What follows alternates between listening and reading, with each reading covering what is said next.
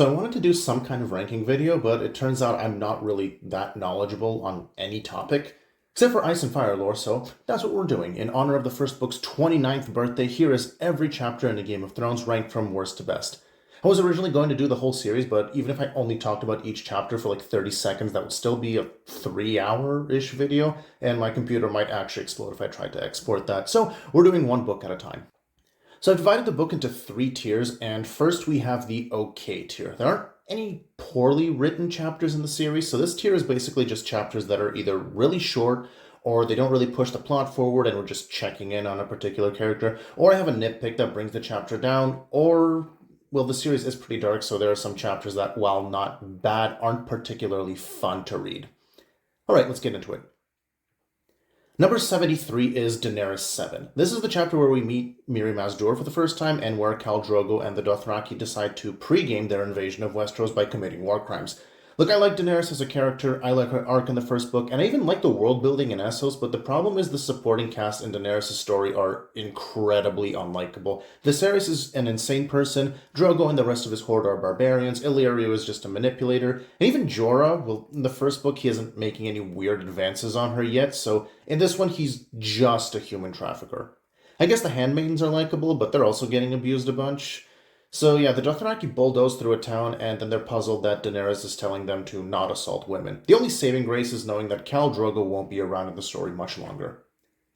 Number 72 is Daenerys 3. So Daenerys' early chapters are a mixed bag because she's great, the world building's great, but the actual story is just her having a miserable time at the hands of Drogo and Viserys. And this chapter is probably the worst of it, where they're on the Dothraki Sea and Dany is making Drogo happy. At least she does start to stand up to Viserys a bit, which is good, but yeah, I know the Dany-Drogo dynamic has turned off a lot of people from the series, and this chapter is where the awfulness of that peaks, so I'd say once you're through this chapter, you're more or less in the clear. Number 71 is Sansa 3. I love Sansa as a character. I think she's incredibly well written, and George accomplished exactly what he wanted to with her, but Sansa's internal monologue in the first book can be a lot. So this chapter begins right where the last one left off. Ned has sent off knights to deal with the mountain, and Sansa is annoyed that he didn't send Loras because that would be just like my old man's stories. Sansa complains about that, then she complains about Jane Poole, then she gets into yet another fight with Arya, thankfully the last one before they never see each other again. The only saving grace of this chapter is that this is where Sansa and Arya help Ned figure out that Joffrey is a bastard by complete accident. Again, really like Sansa's overall character arc, but she's definitely the least likable POV in the first book. Number 70 is Jon 5. This is one of those chapters that just feels like, oh, we haven't checked in on this character in a while. There's a few POVs like this where the beginning and the end of their story are really strong, but in the middle we're kind of just killing time. All that really happens here is they find out which recruits are going to join the Night's Watch, and Jon goes to Maester Aemon and tries to convince him to let Sam join as well. This is also the chapter where we meet Chet, who is one of my least favorite characters in the series, and definitely the worst POV. Number 69 is Eddard 2. This is the chapter where they're on the King's Road and Ned and Robert ride off on their own for a bit. Now, every time I reread the series, the first 100, 200 pages of A Game of Thrones are not a drag, but there's just so much backstory and world building that I'm really familiar with at this point. It's fantastic and it's paced really well, but I kind of just want to get through it.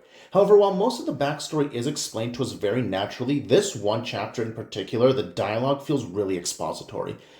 Ned and Robert recall the ending of the rebellion and the Lannisters' role in it, but there's a lot of them telling each other things that the other one already knows.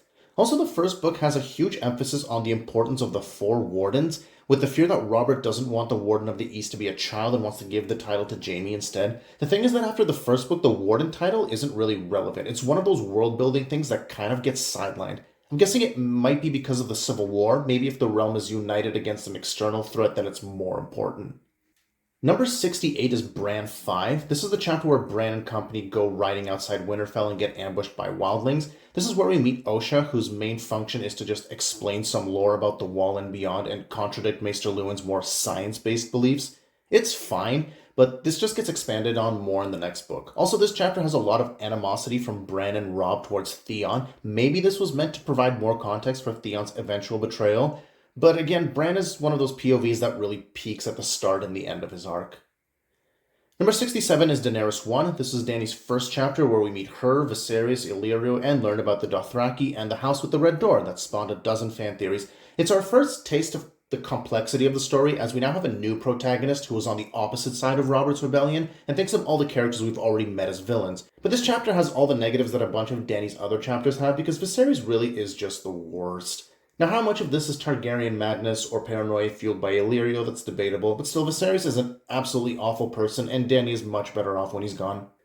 Number 66 is Eddard 5. This is another short chapter. We have Ned meeting Pycelle to talk about Jon Arryn. Ned wonders if you can trust Pycelle. And then Littlefinger points out all the spies in King's Landing watching Ned. Some are his, some are Varys's, some are Cersei's. It's fine, but it's over pretty fast.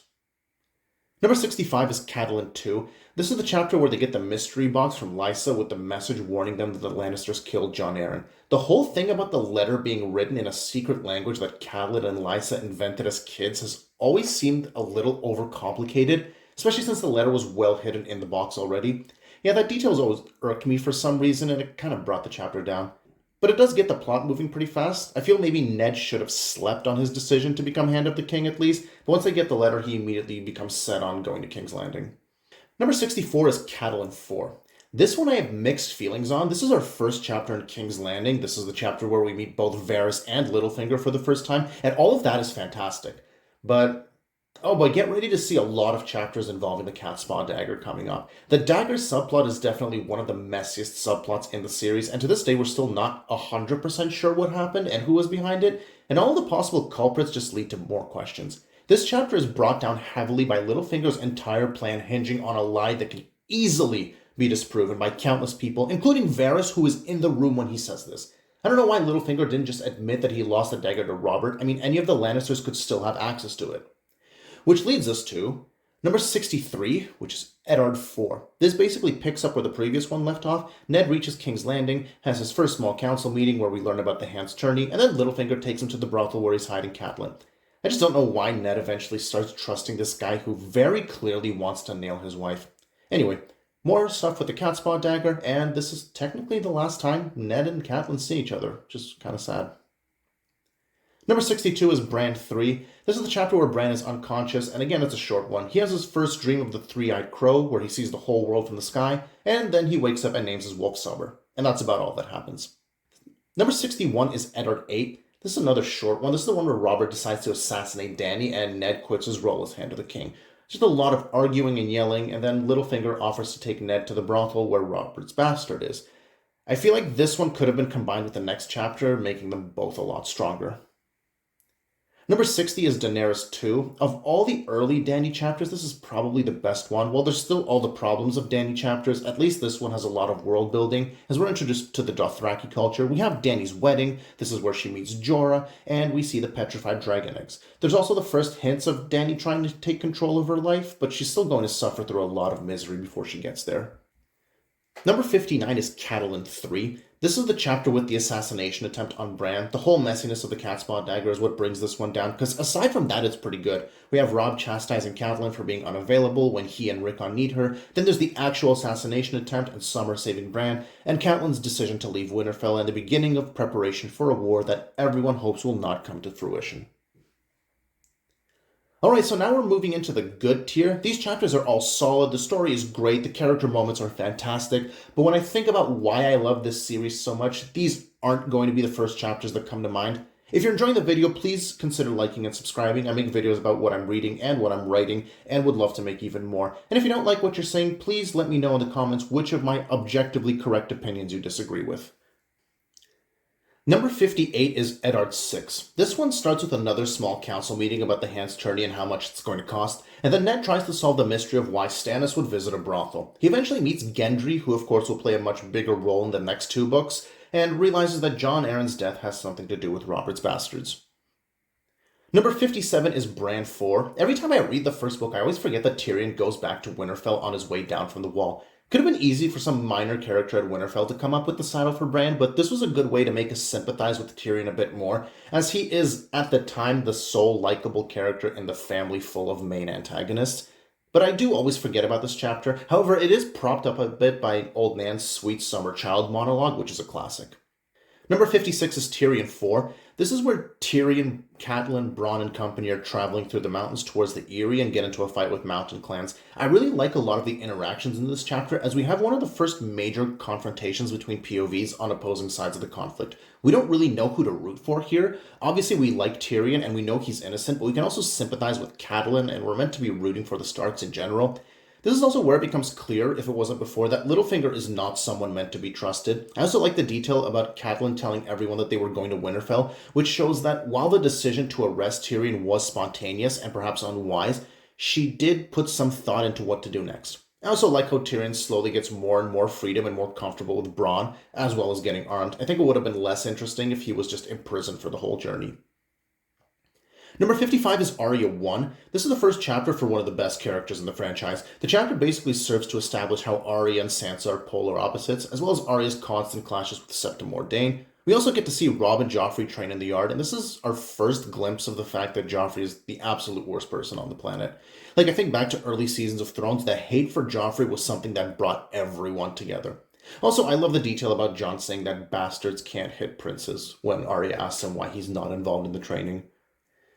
Number 54 is Catelyn 1. This is Catelyn's first chapter and just serves to get the plot moving. We find out that Jon Arryn is dead and Robert is coming to Winterfell, probably to ask Ned to be Hand of the King.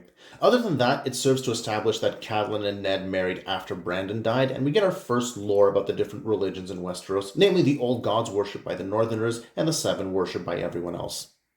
Number 53 is Tyrion 1, where we get our only conversation between Tyrion, Jaime, and Cersei. This helps establish the family dynamic, and I really love the fact that Jaime, for all his flaws, actually treats Tyrion well. It would have been really easy for Tyrion to just be blanket hated by the entire family. This is also the chapter where Tyrion slaps Joffrey, so he gets points for that. Number 52 is Tyrion 6. This is another one I have really mixed feelings on. Firstly, I love the dynamic between him and Bronn and the transactional nature of their relationship. This chapter also has the Tysha story, which is absolutely brutal to hear and perfectly sets up the Tyrion and Tywin dynamic, which will come to a perfect conclusion in the third book. However, I've always been mixed on the subplot of Tyrion arming the mountain clans, and I think this might be because there hasn't really been any huge payoff for that. We hear through the series that the clans are getting more and more aggressive and are better armed, but I hope that in Winds we see them being an actual problem for the Vale to deal with. Number 51 is Jon 6. This is the one where Jon gets discriminated against and is assigned to be a steward rather than a ranger, and being the emo he is, he throws a fit about how unfair it is. Fortunately, Sam convinces him that it won't be that bad. The chapter ends with Jon and Sam going beyond the wall to say their vows before the werewoods and ghosts find a hand, which leads into one of the best Jon chapters in the book. Number 50 is Daenerys 4. This is where the Dothraki finally make it to Vaes Dothrak. This is the first chapter where Daenerys is not having an absolutely miserable experience, although Viserys still yells at her about something, but she hits him, so we're finally seeing Viserys' hold on her completely fall apart. Other than that, the description of Vaes Dothrak is fascinating, and it's really neat how this incredibly violent group of people have one place where even the most bitter enemies get along in peace. For all of the red flags in Dothraki culture, George does put in small details like this to not make them cartoonishly evil. Number 49 is Daenerys 8. We're fast forwarding a bit to where Drogo falls off his horse. The end stretch of the book is really Daenerys heavy, and there's a lot of short chapters that are placed close together. Here Daenerys makes the mistake of trusting Mirri Maz Duur, and in her desperation allows her to perform blood magic in an attempt to save him. I also love how the Dothraki suddenly stopped caring about Drogo's kid since they only followed Drogo for his strength, and the baby is just a baby. It shows the difference between the Dothraki and Westeros, where the family lineage has so much influence and power.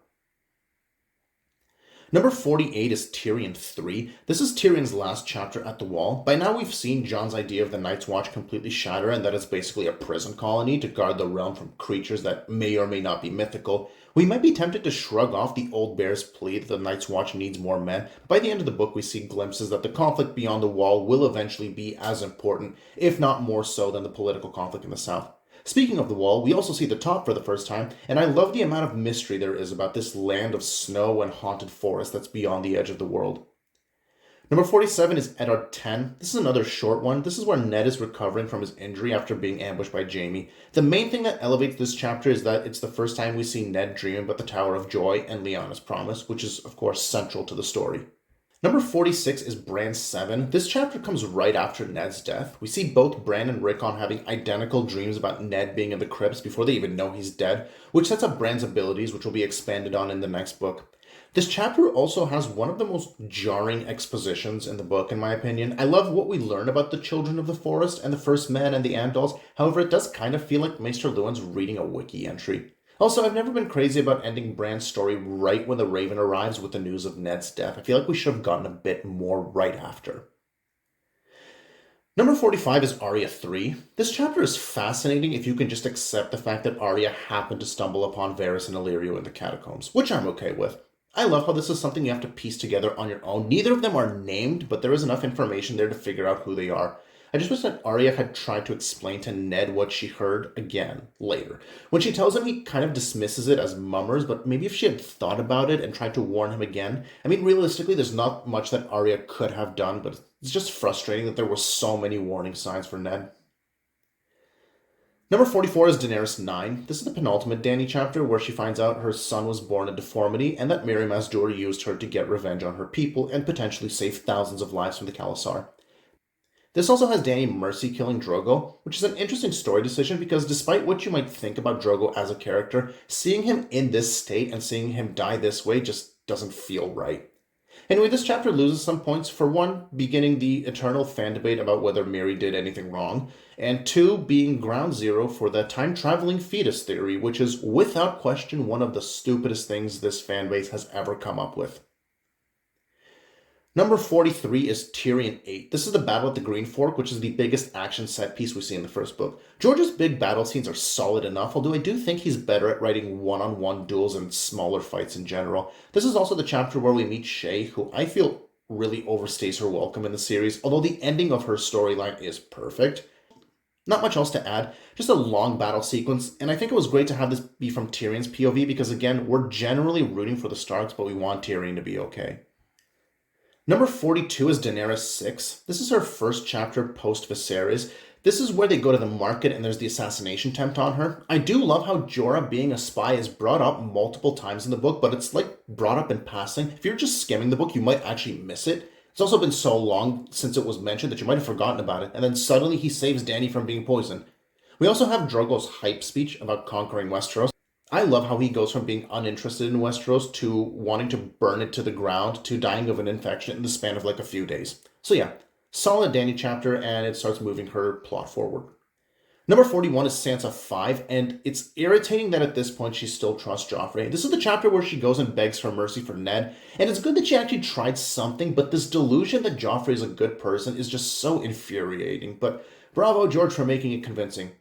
This is also the chapter where Barristan gets dismissed, and I love how there are all of these little plot points such as this, which eventually come back up. Like, Barristan could have easily just never appeared in the series again, but instead it turns into this mystery of where is he going to go, who is he going to serve, and then he actually shows up in Clash and we have no idea.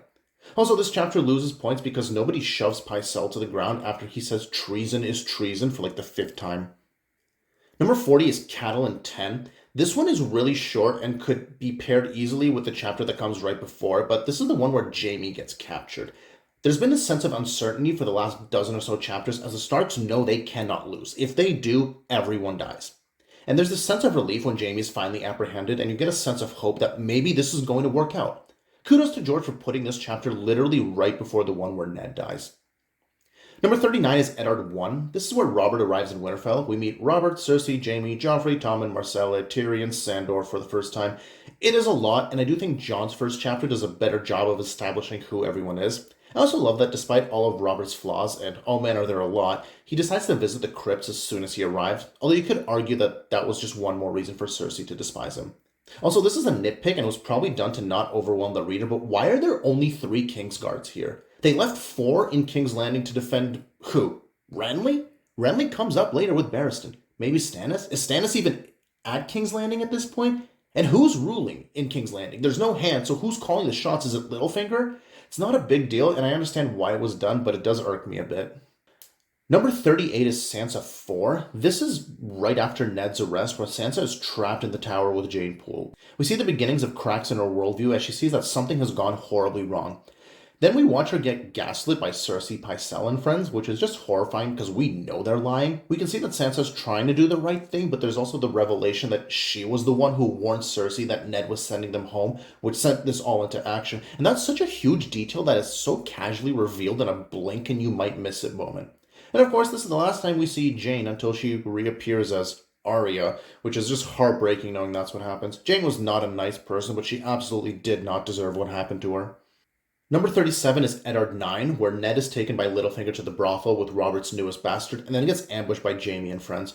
We don't get a lot of displays of Jaime's ability with a sword before he loses his hand in Storm, but this was definitely one of the best examples. I also love how all of the Stark men who go with Ned to King's Landing and eventually die aren't just nameless soldiers. Characters like Jory aren't incredibly fleshed out, but you see the same names show up in the story enough times that you realize that to Ned and Sansa and Arya, these weren't just random servants, these were people they actually cared about. Number 36 is Bran 6. Bran's story picks up a little bit with the arrival of all the Northern Lords in Winterfell. I do like how all of the new arrivals are kind of given equal page time. Like George doesn't say, for instance, that, hey, Roose Bolton is very important and someone you should watch out for. In fact, if you had to guess, probably Great John Umber was going to be the most important. We also get some more lore about Beyond the Wall from Osha. The scene where she thinks Hodor might have giant's blood is really funny, and the chapter ends with Robb leaving south. It really does show how empty Winterfell has become since the start of the story. Number 35 is Tyrion 7. This is where we finally meet Tywin after so much hype, and George lays the foundation for the greatest layup in the series with the story of how a guard joked that Tywin shits gold. But I think the best display of Tywin's cruelty in this chapter is that this takes place in the same inn where Tyrion was first captured, and Tywin hung the innkeep who realistically could not have done anything to stop Catelyn in the first place. It's one of the earliest examples of how just regular people are going to be the ones who suffer the most in this war.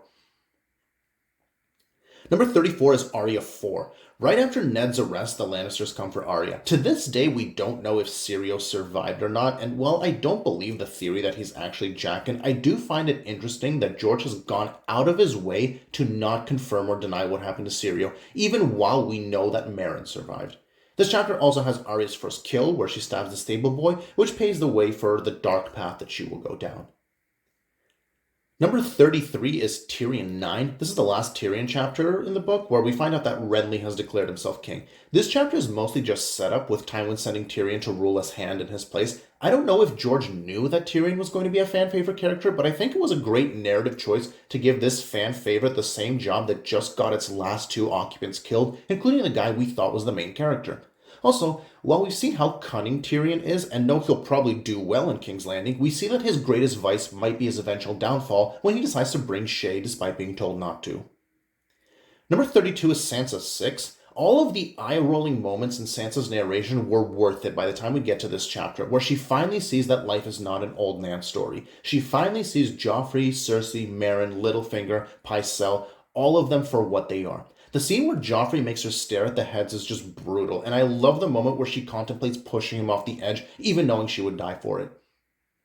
I also love the Hound in this chapter. At this point, the Hound is still a bit of an enigma. Like, we've seen him be absolutely sadistic, but he's almost self-aware, and this only gets more interesting in the next book. Number 31 is Eddard 11. We only get a few scenes of Ned actually wielding his power as Hand of the King, and I really wish we got more of it. Here we see him ruling while Robb is out boar hunting, and we see him ruling with his heart rather than his head. Ned has to listen to all of the small folk, who, like we discussed a few entries earlier, are the ones who suffer the most.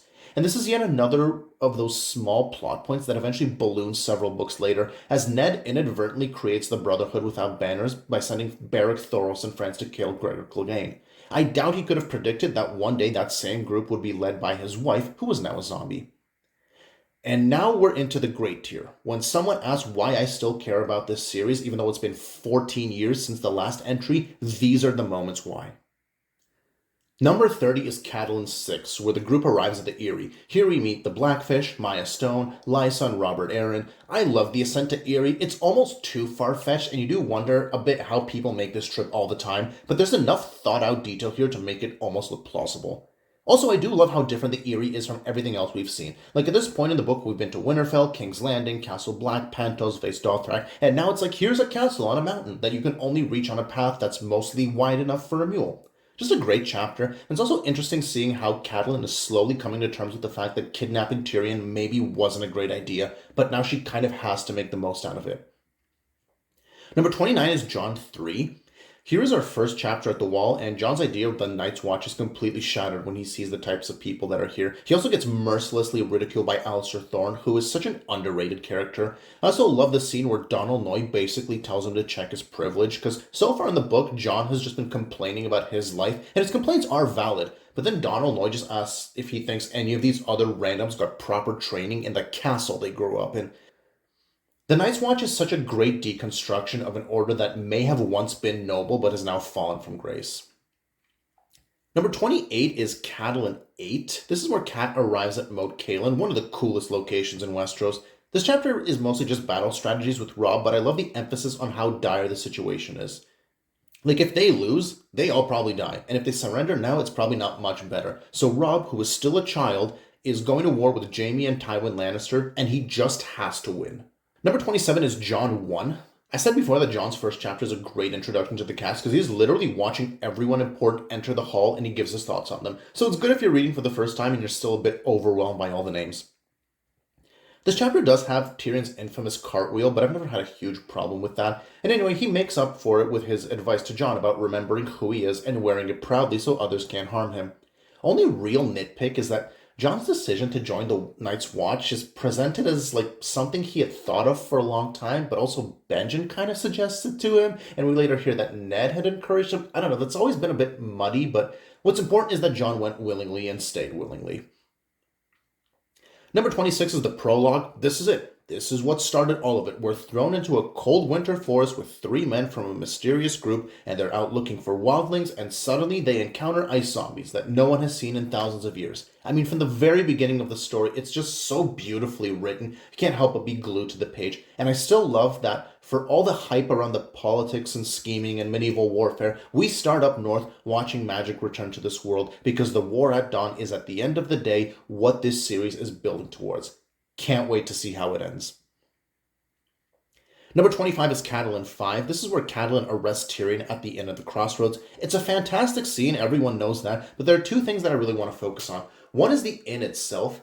At first glance, it's such a huge coincidence that Catelyn would happen to bump into Tyrion here, and I feel like George knew that and has kept it in mind throughout the series by making this place almost like a central hub of the King's Road, so by later books when someone shows up at the inn, it's almost a guarantee that something is about to happen.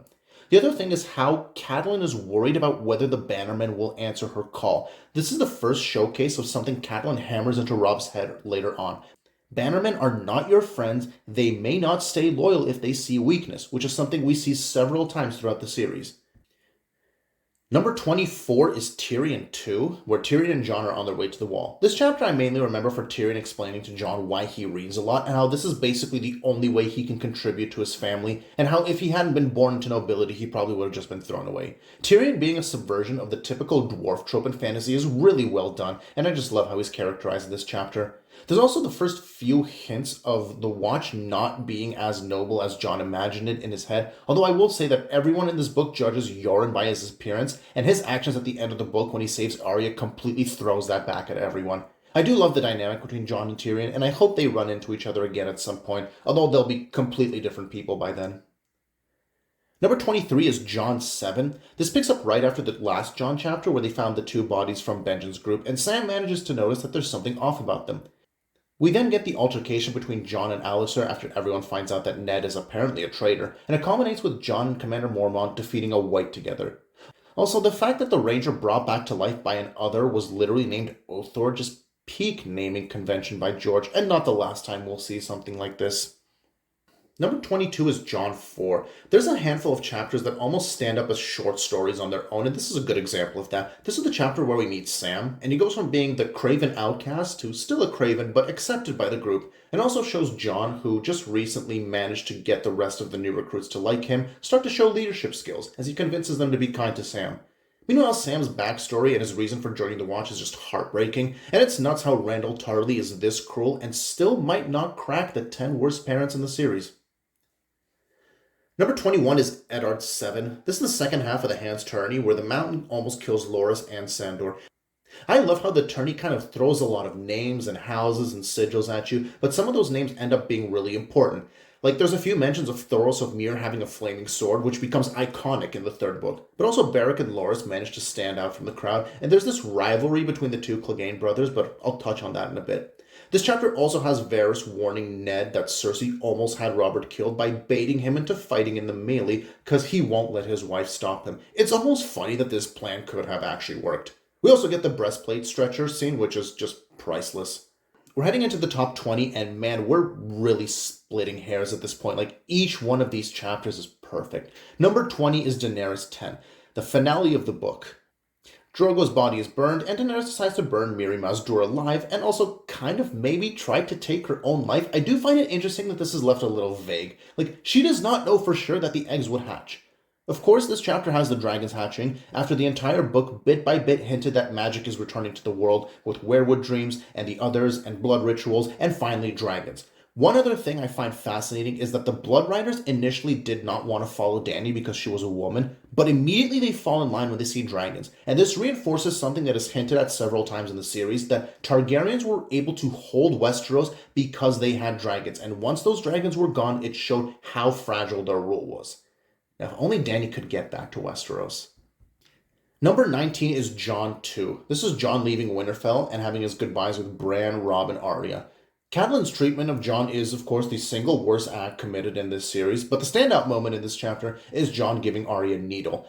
I love the Jon and Arya dynamic. We've already learned a bit that Arya was worried she wasn't a real Stark when she was little, and it's nice to see Jon gravitate towards her when she also sort of feels like an outcast. It's really crazy how the core group of characters barely get to interact aside from like the first 100 pages, yet their bonds feel so fleshed out. Number 18 is Sansa 1. This is the Mycah Joffrey Nymeria incident. I won't complain about Sansa's internal monologue anymore, but it is masterful how a character can be wrong about basically everything, yet we still understand her thought process completely and it all makes sense. Here we meet Barristan and Renly, and like I said, they are probably left out of the Winterfell trip, so it will be 2 fewer names to learn. And we've already had hints of Joffrey being the Antichrist, but here it is on full display for the first time. And when you're so used to his portrayal in the show, you sometimes forget that he's supposed to be like 12, which just makes him even more aggravating. Yeah, incredibly written chapter, and the Mycah incident is maybe our first display of how, in this world, if you are a poor person, you are basically at the mercy of whatever member of the nobility you bump into that day. Number 17 is Bran 2. This is where Bran gets shoved out the window by Jaime. I love how Bran's climbing is used as a natural way to flesh out Winterfell as a location. So much detail goes into that it creates this kind of false sense of security. Another small detail I like is we're not straight up told that the 2 people he's spying on are Jaime and Cersei right away. Bran has to piece it together first. Yeah, it's an iconic chapter, and Jaime draws first blood in the Stark-Lannister feud. Number 16 is Catelyn 7. This is the duel between Bronn and Vardis again, which is my favorite action scene in the book. It is well written, well paced, and I love that we figure out pretty quickly what Bronn's plan is, and now it's just a matter of whether it'll work. Not much more to say about this, it's just a solid scene, and it wouldn't surprise me if this was here specifically so we would have our guard down the next time Tyrion asks for a trial by combat. Number 15 is Catelyn 9. This is maybe the most consequential chapter in the series, and yet you would have no idea when you're reading it. This is the chapter where Catelyn goes to meet Walder Frey and negotiate for the Stark army to cross. It is incredible how George manages to downplay the importance. Robb is basically forced to marry a Frey if he wants to cross, and we don't get the sense that this is going to be a huge inconvenience. He just kind of accepts that this is what needs to be done, and we're left impressed that he's turning into Ned. There's actually more concern that Arya is going to have to marry a Frey as well. At no point is it hinted that Robb is going to break this promise and the cataclysmic consequences that will have. Also, the looming threat of a Frey civil war after Walder dies is low-key one of my most anticipated subplots in Winds, just because the Riverlands is already such a mess and this will just pour fuel on the fire. Number 14 is Daenerys 5. This is the Golden Crown chapter. First we have Dany eating the horse heart, then we go to the Womb of the World, which is just such a funny name for a lake, and then we have Viserys' death. Now I love that Viserys decided to threaten the Dothraki knowing they can't use weapons in Vaes Dothrak. He actually comes up with a plan. It doesn't work and he dies, but for a second, he actually tried to do something on his own instead of just complaining. And then on the flip side, we're wondering if Khal Drogo is just a mindless killing machine, or can he outsmart Viserys without a weapon? And yeah, he can. Viserys' death is such an iconic scene, and it's impressive that we almost feel bad for this horrendous human being. Number 13 is Bran 1, the first real chapter of the series. I've talked about this in another video, but I absolutely love this chapter. We learned so much during what is basically just a normal day. Every moment is etched into my brain. The deserter from the prologue being beheaded. Can a man be brave when he is afraid? He who passes the sentence should swing the sword. Finding the direwolves. 5 pups for 5 true-born Stark children. The symbolism of the dead wolf killed by an antler. Jon finding Ghost far from the rest of the pups. It's just another day. There's no scheming or betrayal or spectacle. It's just introducing us to these characters, and the setting of Winterfell, like, it is just perfect. And Bran being the POV was done for a reason, and forget the show botching his ending after neglecting him for so many seasons. Bran's storyline can still stick the landing. Number 12 is Eddard 13. Ned finds Robert on his deathbed, and the tension just skyrockets. You just know everyone in the room is plotting their next move. Robert names Ned Protector of the Realm until Joffrey comes of age, and Ned can't find it in him to tell Robert the truth about his children. Then Ned is approached by both Renly and Littlefinger with plans for what to do next, and I do love how there's no obvious answer as to what he should have done. I mean, Stannis is the rightful heir and the best character in the series, but the logistics of getting him on the throne are so complex. Meanwhile, Renly just wants to overthrow the monarchy, and he says he has the numbers, but then, how do you maintain it? Is the rest of Westeros just going to let them hold Cersei and her children hostage? I don't know, maybe. And then Littlefinger's plan might be the safest, but it requires just giving up all of your values, which we know Ned would never do. I mean, I still think Ned's plan realistically could have worked if both he and Sansa hadn't given Cersei a heads up. And this segues nicely into number 11, which is Eddard 14. And man, I remember the unease in this scene. Ned comes face to face with King Joffrey for the first time. Cersei just straight up rips up Robert's last wish into pieces and offers Ned a way out. And man, maybe he should have taken it. But he didn't. And then we see firsthand what an ugly game this is as Littlefinger decides to back the winning side. The fact that we get so many Ned chapters in this part of the book is noticeable too. The King's Landing plot just speeds up to a breakneck pace, and then we don't hear from Ned for 100 pages, and we start wondering if he's even alive. All right, we're finally in the top 10, and it is all perfection from here. Honestly, these are basically all interchangeable, but here's the list. Number 10 is Tyrion 5. We finally get to see Tyrion put his money where his mouth is and have to talk and bribe his way out of an impossible situation. The chapter starts with Tyrion bribing his guard to send a message to Lysa, which, by the way, the Sky Cells are such a neat concept, and I wonder whether we'll see them put into use again before the series is done. Maybe Littlefinger will get one. And then we have Tyrion's trial, and it's obvious that the trial is rigged since Robert Arryn is the one who gets to decide if Tyrion gets ejected out the moon door or not, but this is also our first mention of trials by combat. I really like how Tyrion spent his last few chapters actually building a relationship with Bronn, so him being able to buy Bronn's loyalty isn't completely out of nowhere. I wonder if Tyrion expected his first plan of having Jaime fight for him would be denied. This is just a great chapter, and one of the best showcases of Tyrion being able to talk his way out of an impossible situation. Number 9 is Catelyn 11. This is the chapter where we meet Edmure and Hoster Tully, and where we have the iconic King in the North scene. You know what? It doesn't matter that the Stark Rebellion collapsed in the next 2 books. The hype in this scene was real.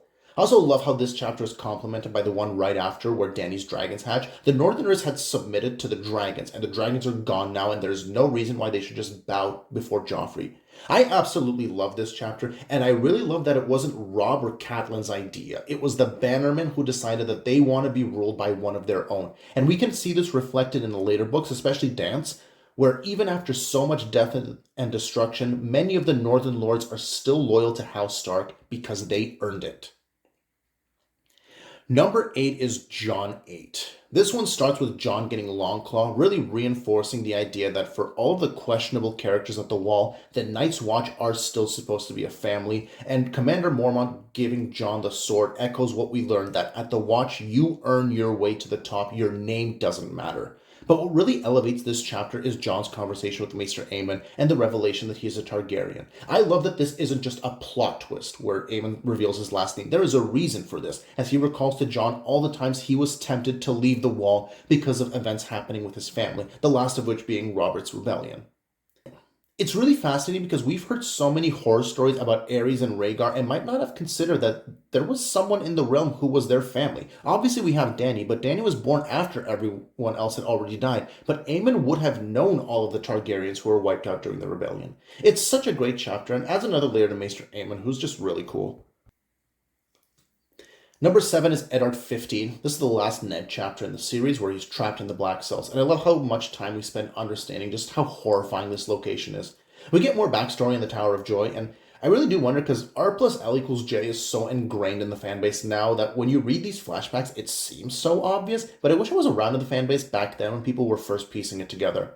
And then we get the final conversation between Ned and Varys. And while we obviously can't believe a word Varys says, I do like the persona he puts on where he basically says that everyone else playing the game is self-motivated, whereas Varys actually wants peace and is trying to hold the realm together. It is a lie because he is planning an invasion of Westeros, but this is proof of how well Varys is playing the game. I do wonder what would have happened if his plan had worked. Ned goes to the wall after confessing his treason, which in itself is a fascinating direction for the story to go in. But as we learn, even Varys can't predict everything. I do think this chapter is a great send-off to Ned Stark, who was just too good for this world. Number 6 is Arya 2. This is the most underrated chapter in the book, in my opinion. This chapter does end with Arya meeting Syrio for the first time and having their first lesson, which is great, but it's everything that happens before that which is so moving. Arya basically has PTSD in this chapter after what happened to Micah. She's blaming herself for the fact that he died, and she basically starts mistrusting her family's guards because they didn't do anything to stop what happened. Even though we know that realistically there's nothing that could have been done, it's just so heartbreaking to see what she feels like a betrayal. And then there's the scene where she breaks down in front of Ned, and the detail about how she and Jory had to throw rocks at Nymeria so she wouldn't follow them back to the camp just hurts every time I read it. Finally, we get Ned's famous line about how the lone wolf dies and the pack survives. I know that some characters in the series take their sigils way too seriously, but I also do love how none of the sigils, particularly the animal ones, feel randomly assigned. Like, this is so woven into everyone's identities and makes the history and culture of Westeros feel that much deeper. Okay, guys, top 5, here we go. Number 5 is Sansa 2. This is the first day of the tourney, and I don't want to rehash too much of what I said when I discussed the Ned chapter that covers the end of the tourney, but I love how we got this detailed sequence about what the peak of the nobility's culture looks like. It's just a full 2 days of watching knights beat the hell out of each other. And of course, from Sansa's perspective, this is like the coolest thing you would ever see in real life. I do love how that first death in the joust kind of rocks her a little, like it's a glimpse of what actual violence is like, but she tries to brush it off. As I said before, this is where we first meet Loras, Beric, Thoros of Myr, who all get fleshed out later, and then we get what is, without question, the most detailed food scene in the first book. It's kind of a meme how much George loves his food descriptions, but man does it paint a picture. But what really skyrockets this chapter to the top 5 is the ending, where Sandor Clegane walks Sansa back to her room and decides to just dump all of his childhood trauma on her for absolutely no reason. I've said before how much I love Sandor as a character. Like, he's one of the most violent people in the Lannister supporting cast, but at the same time, he's like self-aware enough that it almost makes him better than some people like Meryn Trant who have no redeeming qualities. And while I personally don't think Clegane Bull is going to happen in the books, and I don't know whether Sandor will even appear again, I am curious to see how this arc might end. Number 4 is Arya 5. This is it. This is the chapter where Ned dies.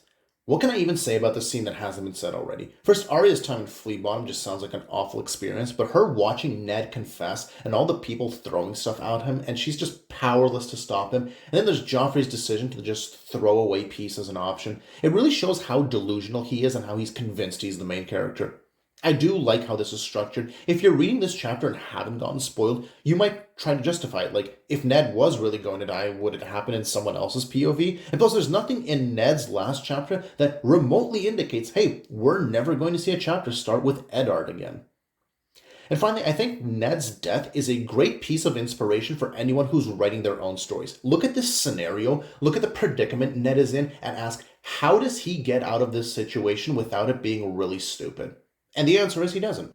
Except that this is the direction the story has naturally headed in, and we need to see where it takes us. So yeah, it's an iconic chapter, and while I do think the series' reputation for anyone can die is blown way out of proportion, there is no denying that Ned's death finally cemented that we were reading something special. Number 3 is Eddard 3. If Bran getting thrown out a window and Daenerys' wedding didn't convince you that you were reading something dark and depressing, then the chapter where Ned kills Lady definitely does. The chapter starts with the Starks finally finding Arya, and there's this confrontation in the hall with the Lannisters. We know the truth, we know what happened, and once again, while it's incredibly frustrating to see Sansa just ruin everything, we completely understand her thought process and what led to this decision. Sansa and Arya is probably the reunion I am most looking forward to in the last 2 books, and I hope they do have a moment to think about the mistakes that were made at the start of the series.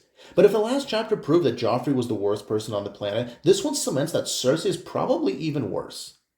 And then there's Robert being completely useless. What else is new? The moment where we realize that Lady is going to die is just heartbreaking, but the most important thing to learn here is from Ned's decision to do it himself. That man is nothing if not consistent. And as if him killing Lady isn't horrifying enough, right after that we get Sandor coming back with Micah's body. So yeah, that was all really depressing. So a bit of levity, let's all collectively think about the moment where Renly gets kicked out of the room because he can't stop laughing at Arya throwing Lion's Tooth into the river. Number 2 is Jon 9. I almost had this as number 1, which is crazy because if you had asked me before I started this reread what is the best chapter in the book, I don't think I would have even considered this. But Jon's last chapter in the book is perfect. A lesser writer would have made Jon leave the Night's Watch and join up with Robb because the plot needed him to, or have him sneak into King's Landing and kill Joffrey himself, because of course that's what's supposed to happen. What I love about this chapter is choice. Jon chooses to leave, Sam and friends choose to go after him, Jon chooses to go back, and Commander Mormont chose to let this all play out on its own and see what would happen. I love that Jon isn't forced to stay with the Watch because the Wall storyline, especially in the first book, is nowhere near as large and spectacular and event-packed as what's happening in the Seven Kingdoms. But this chapter shows that this is the long game. And as Mormont says, Robb's war isn't more important than the Watch's war. This chapter is so good that Mormont's announcement that they're all going beyond the Wall to find Benjen and possibly confront Mance Rayder doesn't even feel like sequel setup. Jon has spent the whole book trying to figure out where he belongs, and this won't stop in the later books, but I love how he decides for now that this is his place. And finally, number 1 is Eddard 12. This is the chapter where Ned finally realizes that Robert's children aren't his, and he confronts Cersei about it. While the phrase Game of Thrones is brought up several times in the book, including by Jorah and Varys, this is the chapter where the book gets its name from, but that's not why I picked it. I love the confrontation between Ned and Cersei because for once, we have 2 characters on opposite sides just speaking plainly. Like, we expect this sort of blunt honesty from Ned, even though he makes horrible mistakes and oversharing his plans, but it's so refreshing to see Cersei just being honest with him. Maybe it's because she knows she can manipulate him, or maybe she also likes the change of not having to play 4D chess with everyone she talks to. I also like how this chapter kind of feels like a prototype for Jaime's arc in Storm. Like, Cersei is an awful person. That does not change in this chapter, but all it takes is for her to share some things from her perspective, and we see that, yeah, she's been through some stuff. Her dynamic with Robert suddenly makes perfect sense as we see why this marriage was doomed to fail from the start. And Cersei's love for her children is the perfect redeeming quality for her. It stops her from being some unbeatable villain. Now, Ned makes the mistake of telling her his entire plan, but it's important to know that this isn't just because he's a good guy. So much has laid the foundation for this. Like, think about how the subplot about Robert trying to assassinate Dany doesn't really matter. Like, the assassin fails, and Drogo's reaction doesn't amount to much since he doesn't end up invading Westeros, instead he dies a few chapters later, and even the much later reveal that Jorah was a spy still works without him stopping the assassin. But that subplot puts so much emphasis on Robert being okay with murdering children that this is what drives Ned to warn Cersei, as he's worried that Robb might kill Joffrey, Tommen, and Myrcella. This chapter perfectly encompasses Ned as a character and why he just wasn't cut out for King's Landing, and it's one of my favorite character interactions that George has ever written. So that brings us to the end of the video. Let me know down below if you agree or disagree with any takes, and let me know if we should do a video like this for a Clash of Kings. See you around.